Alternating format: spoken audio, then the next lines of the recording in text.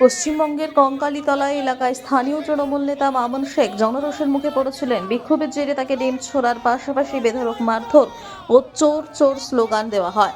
সম্প্রতি দুর্নীতির অভিযোগ এবং কাটমানি ফেরত চাওয়ার মতো ইস্যুতে রাজ্য জুড়ে বিভিন্ন তৃণমূল নেতার উপর এমন ডিম থেরাপি দেবার একাধিক ঘটনা প্রকাশ্যে এসেছে।